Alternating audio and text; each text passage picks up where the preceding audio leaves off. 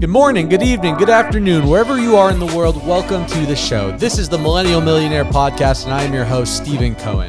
This podcast is focused on bringing some of the wisest minds from across the globe to discuss concepts, strategies, and ideals that will lead them to be top performers in their respective industries and their lives.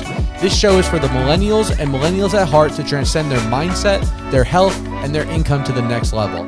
We are so excited to have you on this journey with us. Welcome to the show. Welcome back to the show, Millennial Millionaires. Super excited for today's guest. Today we have Mr. Keala Kanae. Mr. Keale is a world-renowned entrepreneur in the course coaching and consulting industry. His company alone has done over $100 million in the last 6 years and is a sought-after expert and speaker on the topics of marketing, sales, building a dynamic culture in your business, guys. Today we're going to do a masterclass in growth, mindset, and entrepreneurship. Thank you so much for coming, man. Welcome to the show. Thank you, brother. Thanks for having me. It's Keala. Keala.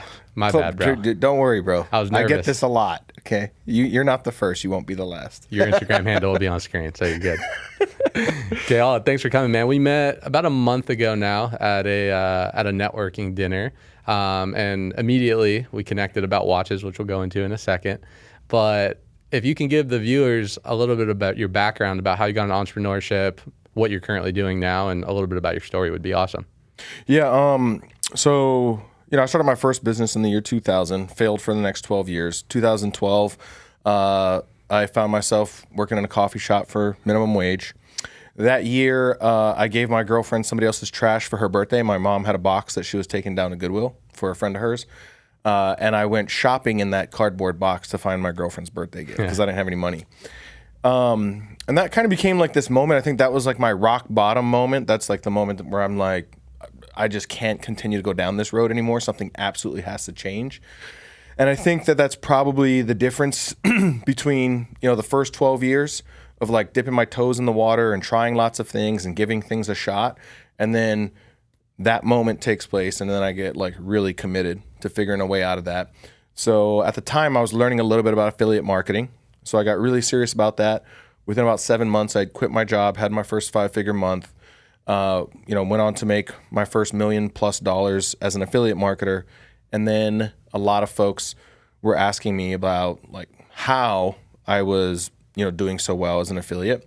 So I started selling a few courses here and there. I'd sell a Facebook ads course or a copywriting course or a funnels course or something like this.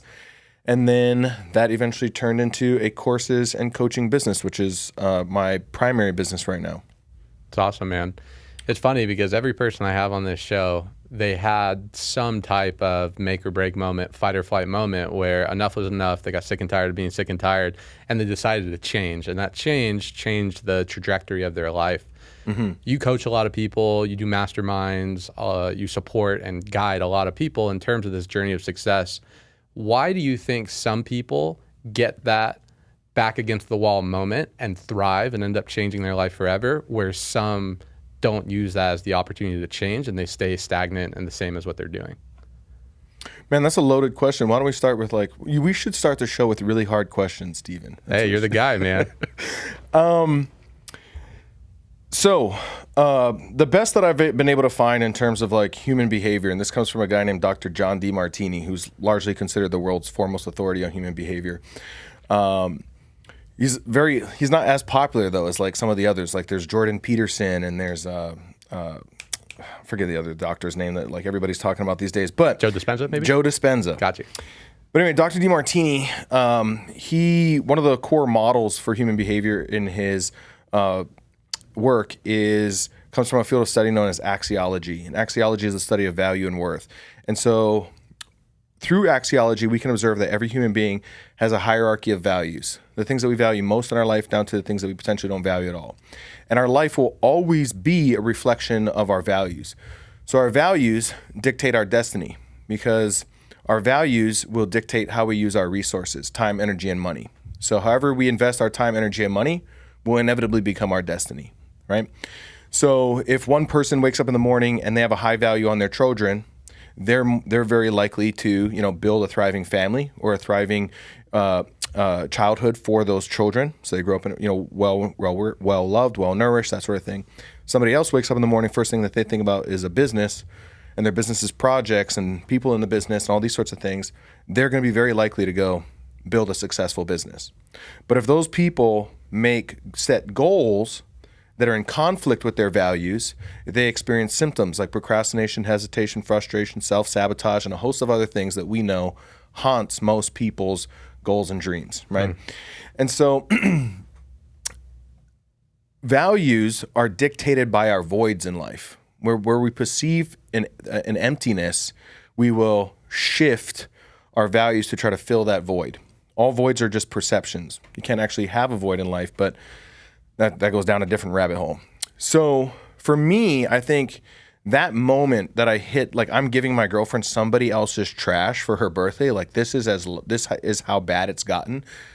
Up until that point, I can say that everything that I did in business was mostly just lip service. It was like, it would have been nice to be rich. It'd be nice to make a lot of money. It'd be cool. And I think a lot of it was ego too, because I got to go around telling friends like, oh, I'm an entrepreneur. Oh yeah, I got this business going on. I got this business going on. But most people know that entrepreneur is just, AKA broke. Yeah. So, that's like that moment where my values shifted. There was enough of a void that a shift in my priorities in life.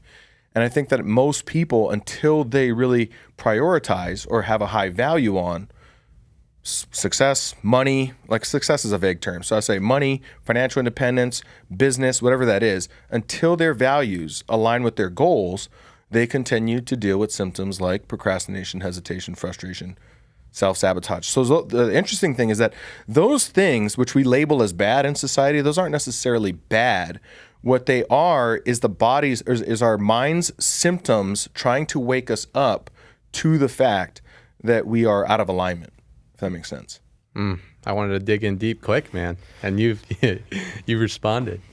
No, I agree 100%. When you talk about out of alignment, does that come down in your expertise to self-awareness, just not understanding themselves? Does that come back to realizing maybe they're not on track to doing the things that they want? Because I think Gary Vee made it super popular, right? Self-awareness, self-awareness, self-awareness. But I agree with you in the fact that when you are in tune with what you want, your goals and your desires, which for me, it wasn't until I started getting into entrepreneurship and into sales and started challenging myself to bigger things out of life, until I got to that point of realizing what my intuition was telling me to do or not to do, I started finally making the right decisions that were getting me closer. So when you talk about listening to your inner voice and guidance, what does that mean to you, and how can people tune into that? Yeah, so when I say the term alignment, I'm speaking of specifically in the context of this conversation. I'm speaking of it in terms of like our values and our goals are in alignment. When our values and our goals are not in alignment. So when the thing that we feel called to do in life and the thing that we are doing every day in life aren't quite the same, we tend to feel out of alignment, right? An esoteric question might be, where does fulfillment come from? Dr. DeMartini, in his work, would say that fulfillment comes from filling full your values, so living by our highest values. So when we live by our highest values, so one might say that our values, when we get clear about what our values are, which most people, by the way, I want to take a moment to address this, because a lot of times people hear the word values and they think of social ideals, things like integrity, honesty, fairness, equality. These are social ideals. Values, we're really speaking about literally the fact that every day we wake up and there's things that we value and things that we don't, right? When we live by our values, so our values can kind of give us a window into the soul, if you want to go down that road, So if we were to look at it that way, if we were to say that our values give us a window into the soul, and and I believe that every person is here for a mission and a purpose, right? If we have a goal that's in conflict with our values, in other words, we're setting a goal that's in conflict with our soul. And what's the point of accomplishing a goal at the sacrifice of your soul? And when we pursue that which fulfills the soul, I'd rather have the whole world against me than my own soul. And when we are in alignment with our values, then we live from inspiration rather than motivation. So there's a lot of talk about motivation, but we all know that motivation is temporary, right? There's that Zig Ziglar quote that like, motivation doesn't last, neither does bathing. That's why you do it every day. Okay? But inspiration is from the spirit within. So we don't need motivation because we're inspired to do the work. Elon Musk doesn't need somebody to set an alarm clock for him. He doesn't need an accountability partner. Jeff Bezos doesn't need somebody to, wake him up in the morning and remind him of what his goals are. He doesn't need to sit around and watch an Eric Thomas playlist to get pumped up What's for your his why? Yeah.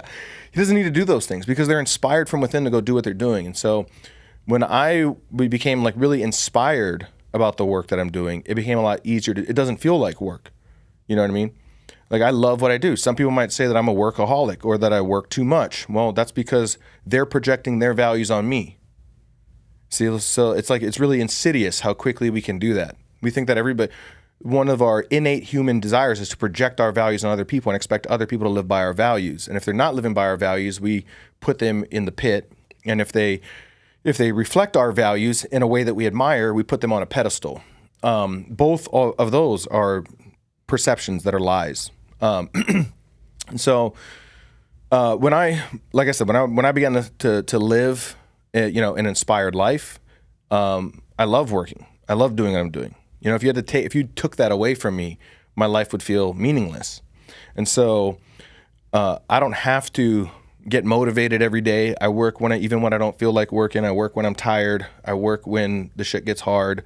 I work when the odds are against me. Like, you go do the thing that you feel called to do with your life, Powerful stuff, guys. We're digging right into it. Early in your career, do you feel like you always followed your purpose and the purpose led to your money? Or do you feel like you had to focus on money for a little bit to eventually then find your purpose? Ooh, that's such a good question, bro. Dropping the heat here today, I like man. this show, dude. I'm loving this show. We're hopping right into it. So I can say that when I first started out in my industry, when I gave my girlfriend somebody else's trash for her birthday, as an example, my immediate short-term goal was to make money. Like, I just wanted to make money. I didn't necessarily see it as like having a massive purpose or meaning or anything. Like, I can't just be poor anymore, right? And so then there's a time and place where like the money eventually. So if money without meaning is debauchery, and money with meaning is philanthropy. You're doing good for the world. And I think it was like 2018. I was going through a breakup with my business partner. The business at that time, so we had scaled the business from 0 to $1 million a month in 4 months. We did just shy of 20 million our first year. 2018 was our second year in business. We did a little over 21 million.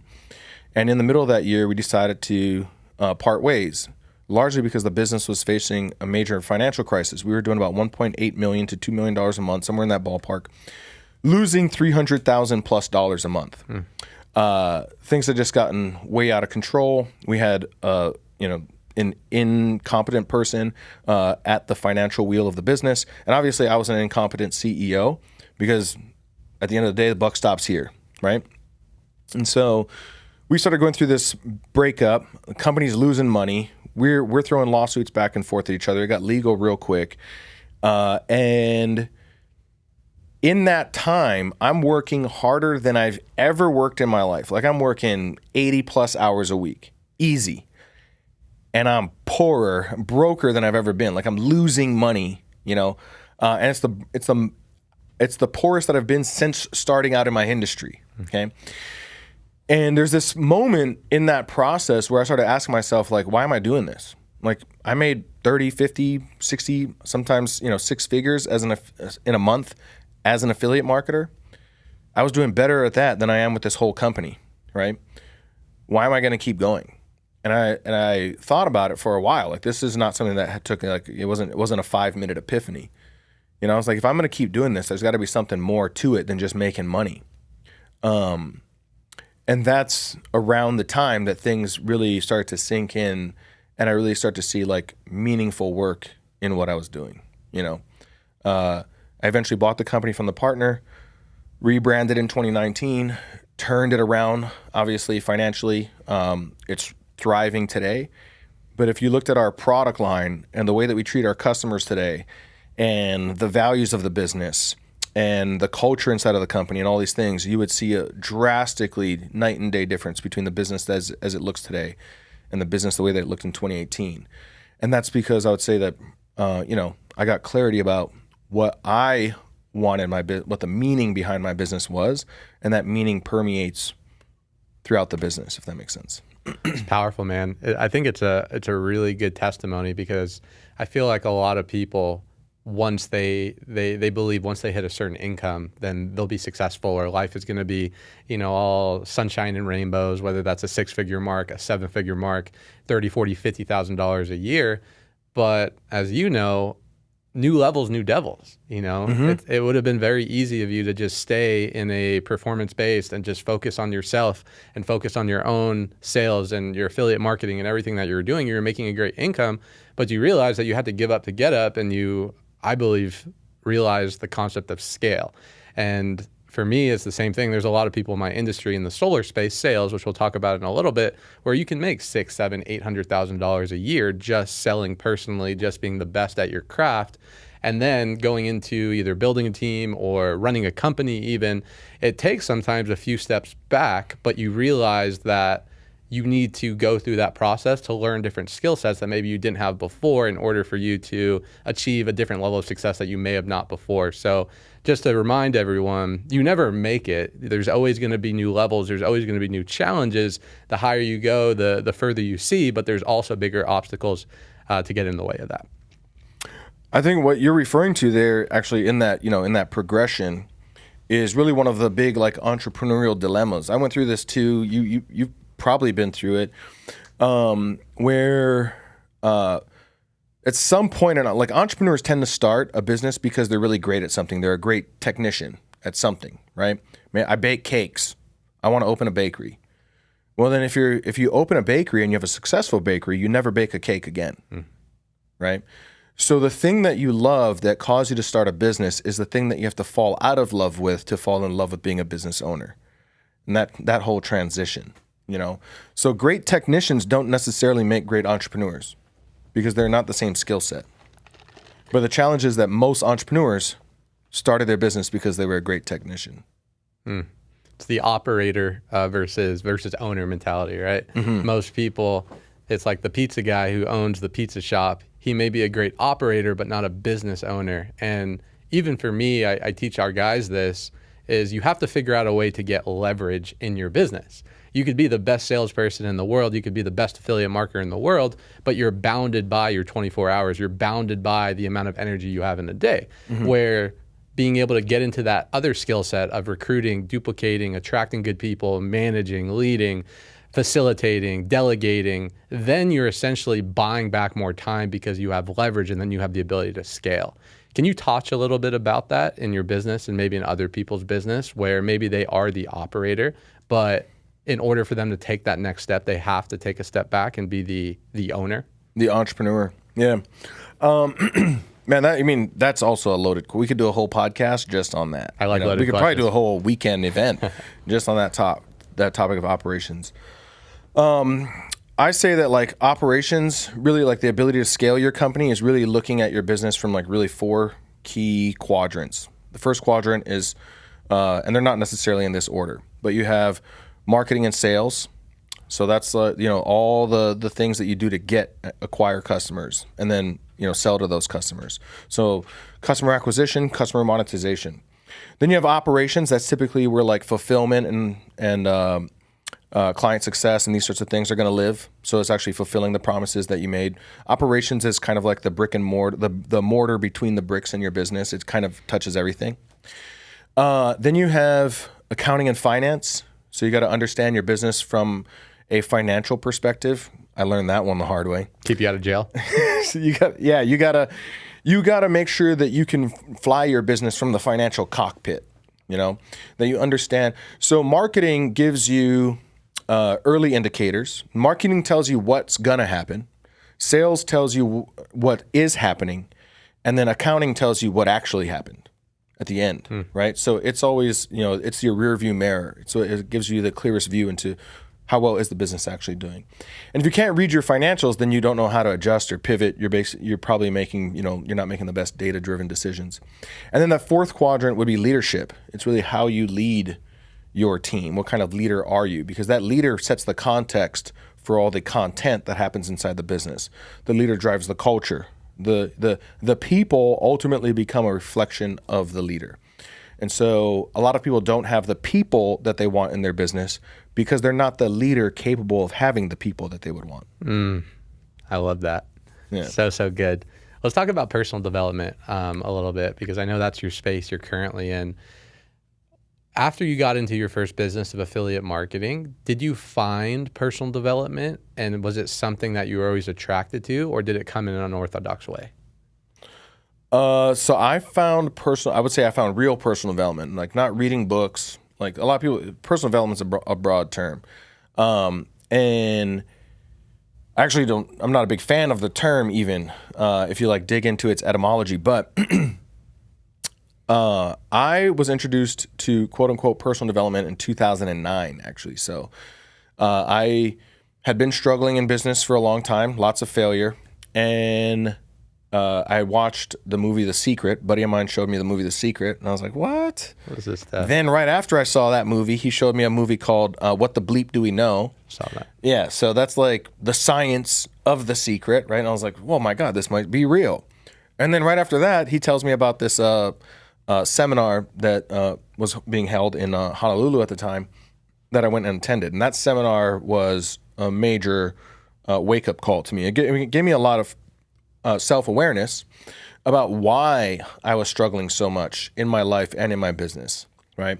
And that's where I realized, like, I'm the only common denominator in all the things, right? Everywhere in life that I'm happy and satisfied, which wasn't any at the time, I'm the common denominator. Everywhere in life where I'm failing, falling behind, not getting what I want, I'm also the common denominator. But it's easy for all of us to like point the finger at everybody else out there, and rather than, because that's, easier than taking responsibility and realizing that no, it's you. And so I found that in 2009, fell in love with it. Initially, I focused a lot of what I learned through, and I went through 3 different classes with that company. 1 class in Honolulu, 2 retreats. And I fell in love with that journey, and the first place that I applied it was to like my personal life, because I had all of my relationships were torn and tattered. When I went to that class, my girlfriend at the time, we had been together 4 years. We had split. She wasn't talking to me at all. We're still together now. We're engaged now. We've been together 18 years now. But at the time, we had parted ways. Every relationship in my life was falling apart, basically. The relationships that I did have weren't leading me anywhere positive. Some of those people are now in jail. So my initial focus was applying it to my personal life. And then when I had that rock bottom moment in 2012, I was like, I'm taking these things, these principles, these philosophies, and I'm going to apply it to my business. And then things kind of took off from there. Yeah. No, a mentor once told me, he said, Steven, you don't have a solar business problem. You have a life problem that's affecting your solar business. Ooh, yeah. And I believe that. Similar to you, I went on a entrepreneurial, personal development, self-discovery journey about 12 years ago when I first got into network marketing. Same thing, watched A Secret, What the Bleep Do You Know, and started learning about all the spiritual laws and how you don't have to go to school and get a really good job and go work your way up the corporate America totem pole to be a success, because most people are so conditioned, especially young people in our society. You have to go to college. You have to either be a doctor, lawyer, a professional in order to be considered successful monetarily. So when I realized that wasn't the case, and I met other entrepreneurs at the time, it was network marketing, making $20,000, $30,000 a month, smoking a bong on a Zoom call, it completely blew my mind and opened up the possibilities of something that I had no idea ever existed. Now, my next question is, in today's 21st century where information is abundance, you can go on YouTube and Google how to become a millionaire, or how to be a dropshipper, or how to be an affiliate marketer, or you have programs and masterminds like you offer. Why do you think so many people still aren't waking up to the fact that they don't have to go work a misery job that they hate in order to create some type of monetary success? Yeah, I mean, we live in the era of decentralization, right? Like everything in our lifetime right now is being decentralized. So the internet decentralized information, right? Prior to that, you had maybe libraries were the closest thing to it, and then you had, schools, universities had really monopolized education. Okay? Cryptocurrency decentralizes currency, money.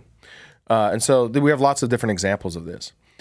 In the era of decentralized information, I mean, I think that we used to think that, if we had more access to information, people would be smarter. Turns out that's not exactly the case. Yeah. Right? And I think that it's really comes down to more of the human dilemma. It's that no amount of knowledge is going to change our lives. Like, knowledge is not powerful. If knowledge were powerful, librarians would run the world. But again, going back to values, right? It's not what I know; it's what I apply that I know that matters. And I can learn a lot of things if I have a high value on learning. But if I don't have a high value on the application of those things, then I'm not going to execute. Does that make sense? To know and not to do is not to know. Exactly. I love that one. Yes. When it comes down to communication, obviously you're a great communicator. You do public speaking, you coach, you mentor, you support. How important has the skill set of communication affected your entrepreneur journey? 100% of it, I would say.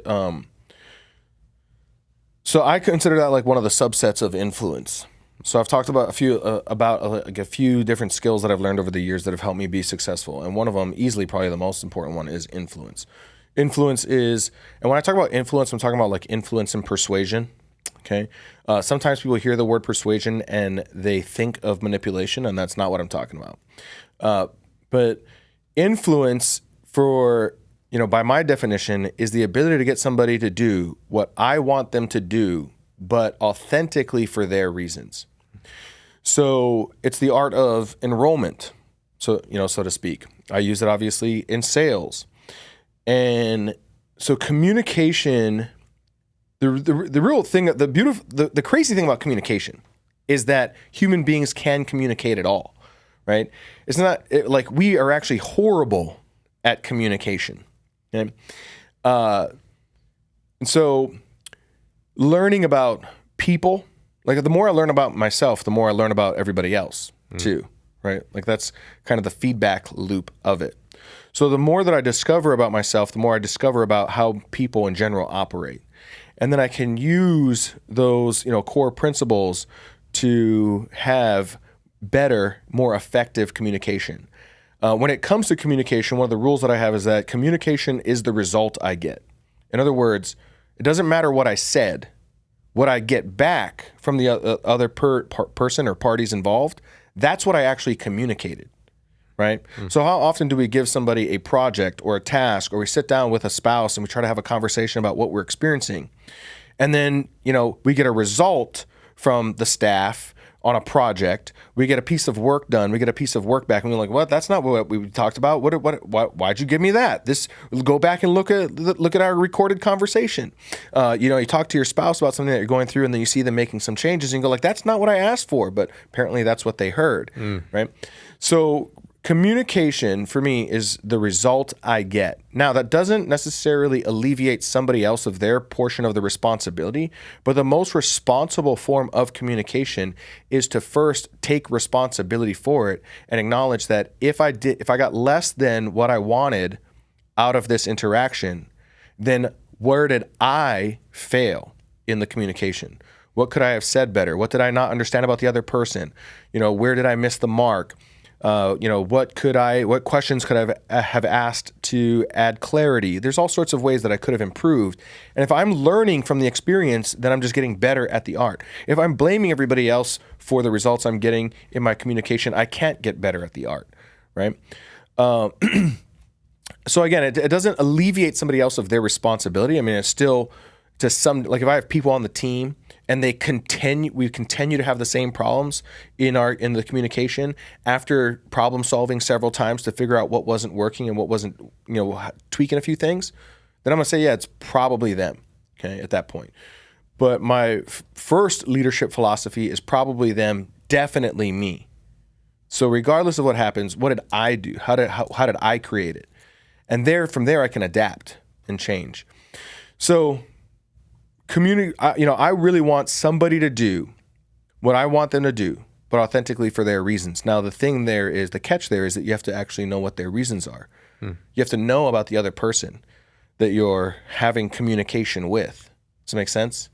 So in my team, I get to know my people. We do events. We bring people. We just got less than a month ago. We were in Dallas, Texas. Flew everybody in. We spent about $350,000 on a resort. We had an event. We rented out a movie theater for our team training event where I flew in Dr. John DeMartini actually to do a 4-hour or 5-hour training with the team. We spend a lot of time investing in the culture so we get to know each other. Because if I want to be able to influence you, I have to know what you want. I have to know what you value.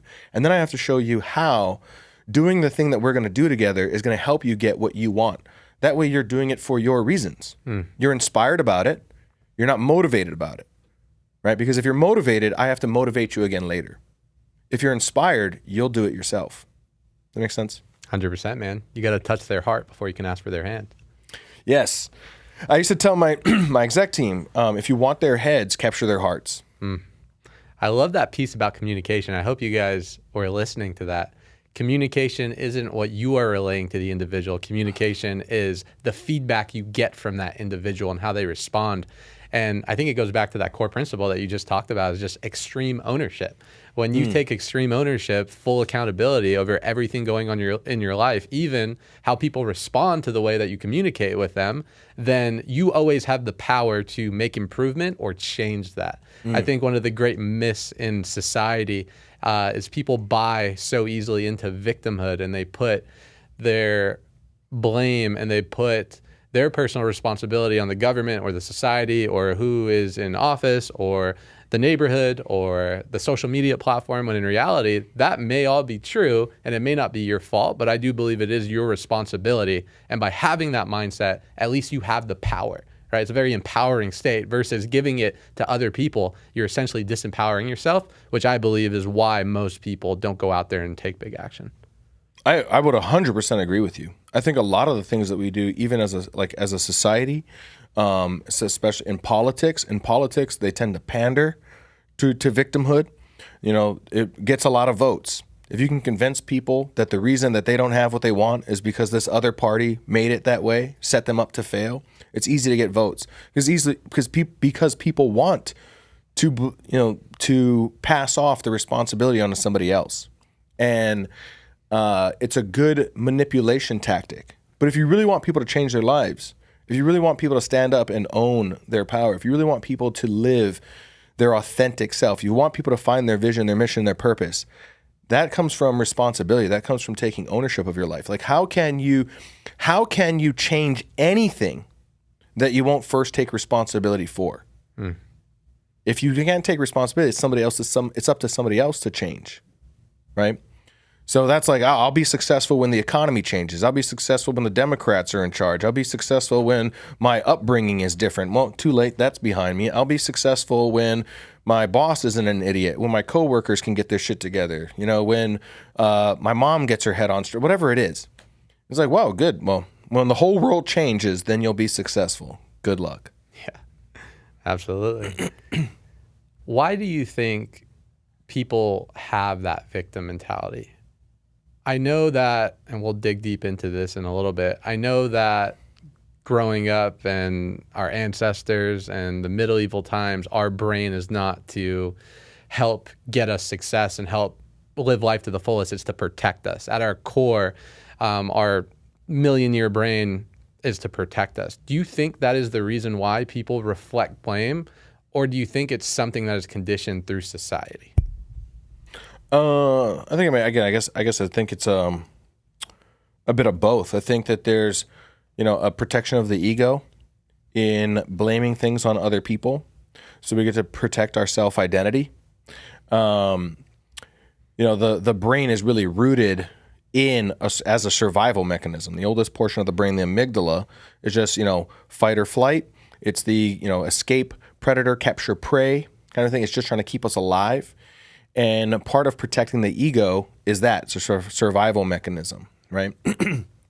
Letting go of the ego can oftentimes feel like death. People talk about this when they're going through therapy or really going through things like depression. When your whole world seems to be unraveling, it can feel like a dying is happening, figuratively. And so I think that there's some identity there. I think that it's also, I don't think that a victim necessary mentality is bad, in the sense that if you didn't have it, how would you know what a responsible mentality would be? So everything in the universe serves us, right? One of probably our greatest, illusions is that there is a right and a wrong, or a good and a bad in the universe, right? Those are moral constructs created by human beings. You don't have those. You don't see any other species on Earth that abides by that. If a tiger kills a baby gazelle to feed its cubs, it's not worried about the morality of it. That's not murder to the tiger kind of a thing. Now, some people would say that, you're going to slip down the slippery slope of moral relativity. No, I'm not. I don't need morality necessarily to tell me whether or not, how to treat other people. I do that based on my values. In human perception, we tend to label things good and bad, or right and wrong, or up and down, right? We tend to polarize things. And in the universe, though, we can see that the universe seeks equanimity, a balance. It's built on duality. For every up, there's a down. For every left, there's a right. For every positive, there's a negative, that sort of thing. So when we label something good, what's really happening is we're conscious of the benefits and unconscious of the drawbacks. Notice that there's a conscious and unconscious portions of the mind, right? Also duality.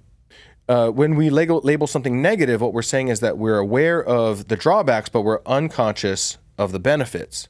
And so it's just that imbalanced perception. And we see this all over. For every memory, there's an anti-memory. You can Google this. Science is just starting to discover this now. So the way that the brain stores memory, it has to create an anti-memory in order to store it. For everything, there's an equal and opposite. So nothing, as an example, victimhood or a victim mentality is not bad necessarily. We label it bad if we see it having more drawbacks than benefits. And so I'm hesitant to get too polarized in the conversation. Do I think that it serves people in achieving what they ultimately want to achieve in life? No, I think that they have to eventually find a way to shift to a more responsible mentality. And at the same time, if it weren't for that victim mentality, they wouldn't even know that that other option exists. So oftentimes, things are trying to wake us up to the truth. Dr. DeMartini, as an example, he would say that, our brain, our mind is trying to wake us up constantly to our authentic self. Of course, we have to be willing to see that. You have to be willing to peek behind the curtain. I think that, to your point as well, there's benefits to playing the victim. You get sympathy. Human beings don't do anything that doesn't serve them. We're just usually unconscious of what the benefits are. But you get sympathy, you get empathy. You can get money for being a victim. Look how many, we live in Vegas, bro. Look how many billboards there are dedicated to are you a victim of, some car accident? Are you a victim of that? And look how big the offices are for these attorneys that will pander to victims, right? So there's lots of benefits to being a victim. And most people don't want to give those benefits up in order to have what they truly want in life, So that's just life trying to wake them up. Says, hey, what do you really want? You want these things, these goals, these dreams, these visions, these aspirations? Or do you want to continue the sympathy, the empathy, the benefits of being a victim? Anyway, I could go on and on, dude. I think this is well said, bro. Complex questions. I love the duality part because I agree with you. I don't think there is anything good or bad. It's just your relationship to it. It's your perception, because something in the moment you may perceive as bad, 5 years, 10 years down the line could have been the best thing that's ever happened to you. Mm-hmm. So I think people just need to realize that life isn't as binary as they believe it is, and to have an objective perspective about things, because you don't really know what's best for you. If you believe in God, universe, whatever you believe in, I believe there is some type of source energy, some type of being that has my best benefit. I am protected esoterically. And by doing that, I think it gives someone the faith in order to maybe go against their logic in the moment to make those big decisions to hopefully live life at a higher standard. So let's talk a little bit. You brought this up about the conscious and the subconscious or unconscious mind. How do you utilize the unconscious mind, if you're not conscious of it, in your best favor to get what you want? Is that a trick question, Stephen? Potentially. No, that's a really good question. Okay. I know you're the guy for this. I use this a lot, actually. So making the unconscious conscious is a challenge. It feels like work, right? It's challenging. Some of the exercises that I have on this, and this is something that I do a lot because I want to balance out my perceptions as often as possible. I don't like to get too elated. People who get elated get deflated. Pride before the fall, right? I obviously don't want to get too deflated either, right? But I also, and I want to stay poised, not poisoned. Especially when there's challenges that we're facing in life. And of course, as entrepreneurs, we face lots of challenges, right? So understanding that the truth is both sides. The truth is that nothing is good or bad. It is both. Then I can begin to ask myself, I can begin to, from that root principle, I can begin to find the quote unquote truth. So as an example, if you and I are in a conflict of some sort and I'm having, a problem with you, I'm charged up about you. First thing I'm going to ask myself is, and by the way, that charge, that's the amygdala. Okay. So that it's storing traumas, something that's happened probably in my life. You're triggering some sort of a trauma. That's another reason people tend to play the victim, is to protect their traumas. But if I'm charged up at you, first thing I'm going to do is ask myself, okay, well, what am I judging about this person? So what are my judgments of you? Okay. And I want to label it. So I might say, well, he's being selfish. He's being cruel. He's being unfair. He's being whatever. I might make a list of these things. By the way, when you do that, you bring the limbic brain online.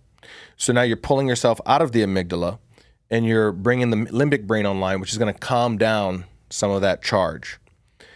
Then from there, I'm going to take those traits that I identified in you. And then my next question, this is going to be bringing the prefrontal cortex online, is I'm going to ask, okay, well, where in my life have I been those things? Where in my life have I been selfish? Where have I been unfair? Where have I been cruel? Who has perceived me as that in my life? And I would look for those examples until I can see that I'm just as much those things as I'm perceiving you to be.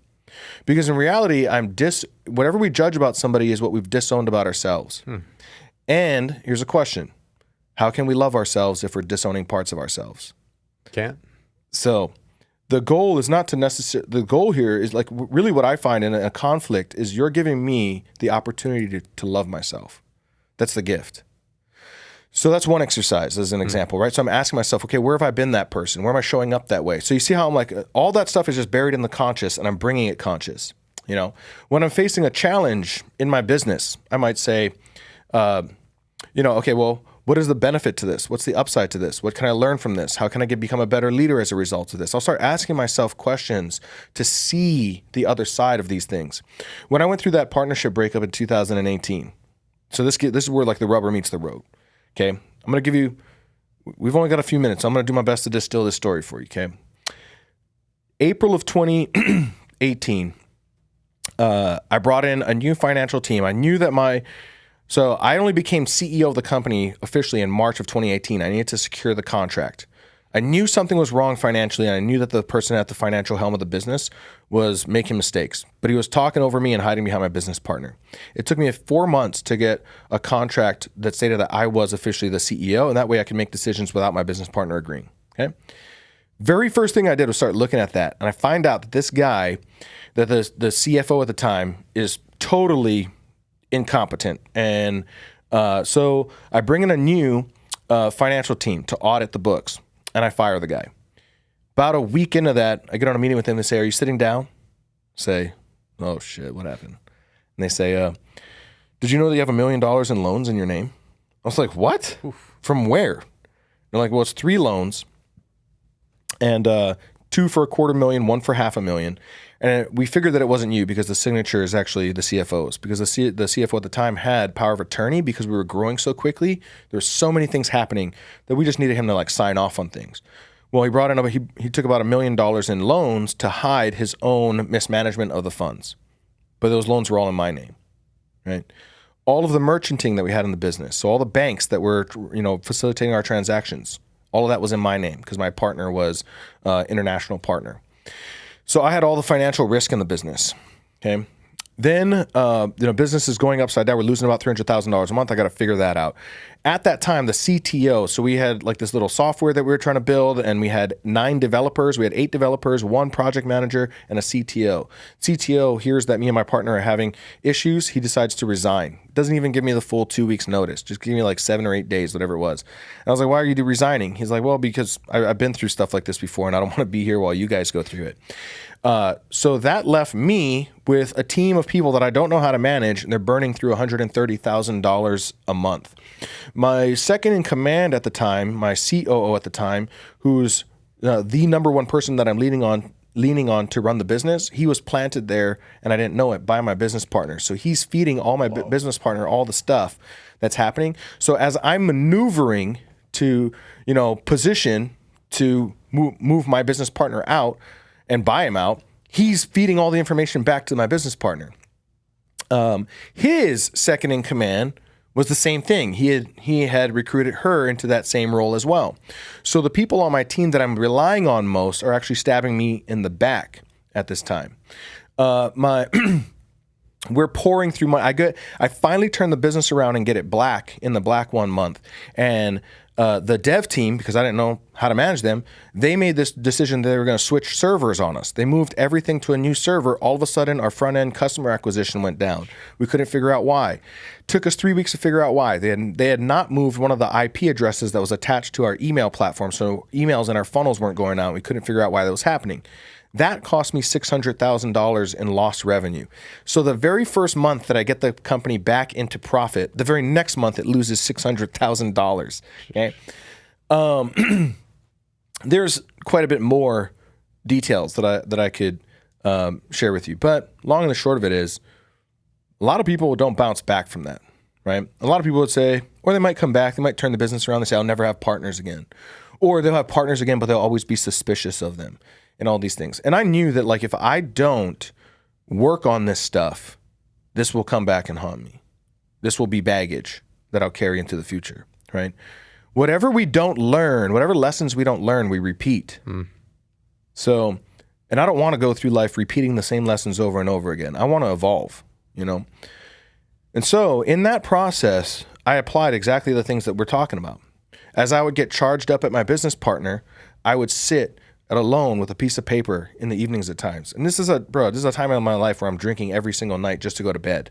I mean, there's an immense amount of pressure. At the day that I got him to, well, actually, I'll come back around to that. There's a good story there. But I would sit down in the evenings and I'd make a list of all the things that I was judging about him, right? And then I would own all of those traits to the point that I could see that he's not better than me or less than me. We're the same. He's giving me an opportunity to love myself. When we would face all those different challenges in the company, I'd be on coaching calls with one of my guys that works with me on this stuff. By the way, this is also DeMartini stuff. So I would sit on these coaching calls with him, and we would look at the situations, the challenges that I was facing, and we'd be looking for the upsides to those. We'd be looking for the transformations taking place in the business. So one of the laws of the universe, law of conservation. Nothing can be created or destroyed. It can only transform, right? So I'm looking at the situation as if my wealth is being destroyed. What ends up happening, though, is as people are leaving the business, I'm bringing new people into the business. And I brought in friends. I brought in a husband and wife couple that had been friends of mine since 2013. They had big corporate experience. I was able to convince them to leave their 6-figure-a-month business and come work with me on this thing, in the hopes that this would pay them 6 figures a month. Which it's doing more than that now. They eventually bought in as a partner at some point. But at this point, they came in. One took over operations. One took over marketing. Another person that was in the company, he took over. He went from managing our media team to helping run our sales team. Now, that's one day on one of these exercises, I'm going through and I'm complaining about how much money I'm losing, and how it feels so unfair. And I'm working harder than I've ever worked, and everything that I've worked for is going away because I'm putting money back into the business, trying to keep it afloat. And so in that conversation, I realized that, hey, well, while these people are stabbing me in the back and leaving the company, these other people are coming in and helping me save the company. And they have more experience. They have better character, right? We're more aligned in our values. And I believe that they could turn things around. So a question that my coach asked is, so are you losing your wealth, or are you building the team that's going to make you wealthy? It's like, fuck, transformation, law of conservation. Yes, I was losing money, but I was trading that money for the experience that I was learning, right? I was trading that money to bring new people into the organization that could make it what it is today. And in that conversation, and this has been going on for months now, in that conversation, I realized the upside to this entire challenge that I've been going through for 8 months at that point. I break down into tears crying in that conversation. I call my director of marketing and I thank him for being on the team. I call his wife, who's taking over operations at the time, and I thank her for being on the team. I call my guy that stepped in and took over sales, and I thank him for being on the team. In tears, grateful, right? And the real centeredness, truly balanced perception brings you to a place of gratitude. It's where you realize that you wouldn't want anything to change. It's really like saying that if I had this all to do over again, I'd want it to be exactly the same. If I look back at that period of my life, if I had it all to do over again, I wouldn't change a thing. I want it to happen exactly as it is, because I see all the benefits in it too. That's gratitude. And that was that moment of gratitude that I had. The next day, I got an email. The partner emailed my CFO, and he had put everything together in writing. He said, this is the offer. And that was exactly the offer that we were going for. And I was able to sign. I had 2 weeks of money left in the bank account, 2 weeks before we were bankrupt. Signed that paperwork, got him out. I spent the last dollars that I had to my name to get him his first payment, which was, let's just say, it was 6 figures, multiple 6 figures. I had to give him that last payment, the last dollars I got to my name. I ran a promotion. Within 2 weeks, brought in $2.2 million in revenue. And we got it back turned back around. For the 8 months that I went through that challenge, when I was resisting it, when I was fighting it, when I was up against it, it was hard, it was hard to resolve it. But when I had that moment, that epiphany, that breakthrough, I realized all the benefits that were coming out of this, and that I wasn't losing something, I was gaining something. That I wasn't losing a team, I was building a team. And that this was the team that would help me go build a $100 million company. When I had that immense gratitude, and all it could come from was the place of love, the lesson was over. Keala, that is powerful, bro. Thank you for sharing that story. Guys, I hope you're listening. I mean, there's a lot to unpack there. But what I got from that is trust the process. A lot of times we get in our own way. It's our thoughts, the resistance to everything that good is going on in our life. But because we have the wrong perception, or because we have the wrong relationship with whatever we're holding on to, we actually stop the unfolding from happening the way that we want to. I go back to my own life, and there's so many situations, maybe to that not that high of a level, but there's so many situations in my life where at the moment it was painful, it was challenging, I wanted to quit, I wanted to give up, I had doubt, I questioned myself, and then something happened, whether it was an intervention, whether it was guidance, mentorship, support, and experience, where I shifted my perspective. I got into gratitude, I got into humility, and then literally instantaneously, it felt like fate, that situation shifted and the trajectory changed for that. What is that? Is that law of attraction? Is that universe, God? Is that just you putting so much force against the universe that it had to conspire in your favor? What do you think that was? I think that's evolution. I think that's what that is. So, so in that moment, right? So one, I think it's, it's a balanced perception. It's realizing listen, I'm going to say some things that probably going to challenge some people's opinions on things, but go there. So for me, that's realizing that there is the divine order of the universe, to see that it's always serving us, right? So you mentioned, earlier that you believe that there's some sort of intelligence. I would say that I bet my life on it, because I've seen it. Like, that's the practice of seeing it. So people can talk about God and they can go to church, right? But I've seen it unfold through these practices in my life, where moments like that, where I'm seeing like, wow, this has all been serving me actually. And from that, we find love. So love being the synthesis of complementary opposites. When we can see all of the drawbacks and all of the benefits all at the same time, see how both sides serve us, and we can say thank you, then we find love.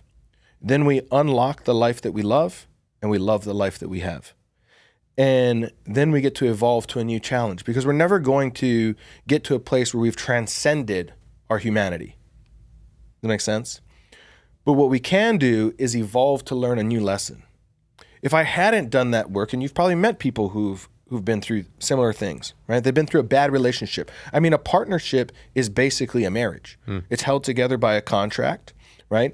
It gives custodianship over assets, and so you've probably met people who've been through bad marriages or bad relationships, and they live that out over and over again in their next marriage and their next relationship, right? When we don't heal what hurts us, we bleed on those who don't cut us. And so I didn't want to spend, or I know that if I don't go through that process, I know that if I don't learn all the lessons in there, if I don't see the gold in that, then I will carry that baggage forward.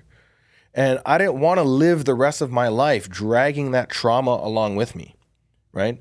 It was not going to define me. I'm going to define it, right? Life is not happening to me. I'm happening to it. And so for me, that when you ask the question, okay, what is that moment where like everything seems to turn around? I feel like that's evolution. That's when we've graduated. That's when we get to move on to the next lesson. And I know that I'm going to face new I mean, we just crossed 100 million in sales. We're doing, thank you. We're doing, well over $3 million a month right now in that business. And all of my business is growing. All of my partnerships growing. I've got multiple partnerships now. In that time, I thought, oh man, maybe I'll never have a partner again. I've got multiple partnerships now, all of them thriving. And I just didn't want that to poison my future. And so I was willing to do the work, to see both sides, to bring everything back into balance, to realize the divine order that's unfolding before us at all times. Yeah. And to realize that when it feels like the road is falling out from under us, it's really oftentimes rising up to meet us. 100%, man. And the beautiful thing about that is those moments, you can pull on those when you face future adversity. When I go through challenges, whether it's in my business or in my relationships or certain personal challenges that I deal with, I pull on those moments where I didn't believe I was good enough or I didn't believe it would work out. And I pull on those challenges because it did work out, and it gives me the confidence, the faith, the conviction, and the trust in the process to be able to move forward. And I feel like everyone out there watching, doesn't matter on a macro or a micro level, has those types of defining moments that they didn't think they were going to make it, and they were eventually able to overcome. So I invite you guys, pull on that, use that as motivation, inspiration, drive next time you face something that you feel like is bigger than yourself. Man, we could talk about this all day. I'm getting fired up, but we do have to start wrapping down. On a lighter note, watches. What's your thoughts? Investment or just for the flex? Man, I don't know. Both. I mean, there's the interesting thing about a Rolex, right? So I got this as a treat to myself in 2019. And so, I mean, I think I bought this thing for like $45,000 plus some tax at the time. But in reality, man, I mean, it's cheaper than a Timex, Because now, I mean, I see them selling now for like $60K, right? On the secondhand market. And so it went up like $15,000 or so. Whereas your Timex is worth nothing the moment you put it on your wrist, right? So investment, flex, what's the difference really?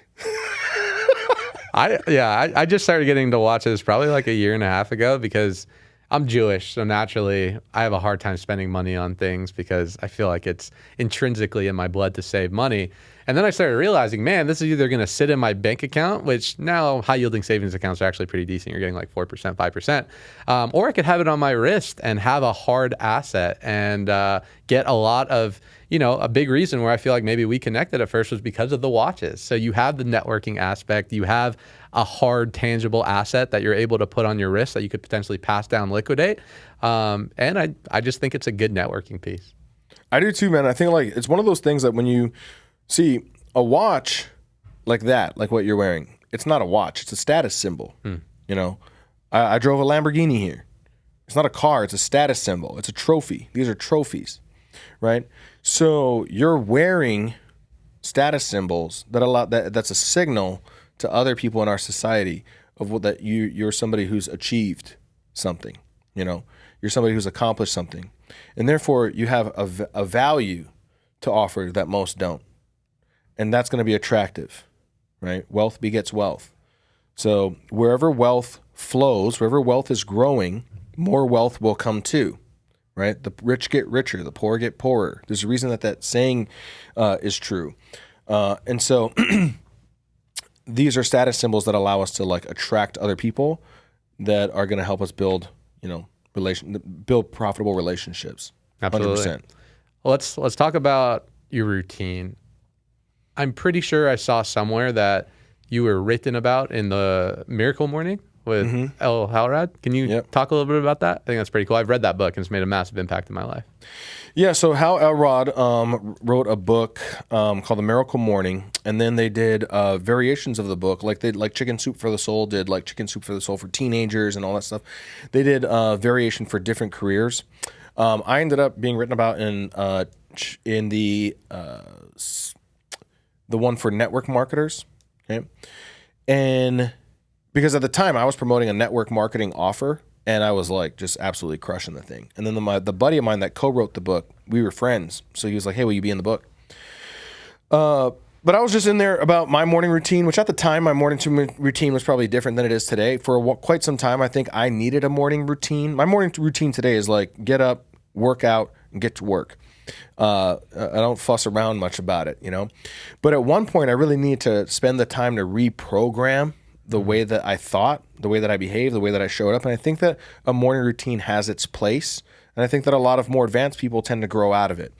But at the time, my morning routine consisted of waking up, doing a little bit of meditation, a little bit of visualization, and I would do this thing called ultra reading, which I learned from a mentor, where I would pick up like a stack of like 12 books, and I would pre-formulate a set of questions in my mind. And I would just look at the stack of books and say, okay, with this one. And I'd pick up the book and I'd just start flipping through pages, man. Just flipping. I'm not necessarily reading. Something might jump out at me and I might pick that up and go like, oh, okay, let me pay attention to that sentence.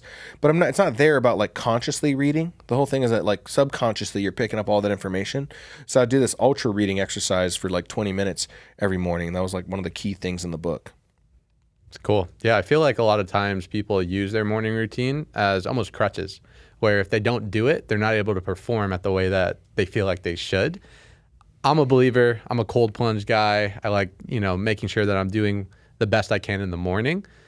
But I think it's also a dangerous thing because the second that you have anything creating a crutch in your life, I can't speak this way because I didn't do this or that, I think it becomes dangerous. So I think it's a mixture. You need to find what works for you and make sure that you're optimized the best way that you can. But at the same time, if you're dependent on anything too much, it's probably not a good thing because you're not going to go out there and perform if you don't do it the way you need to.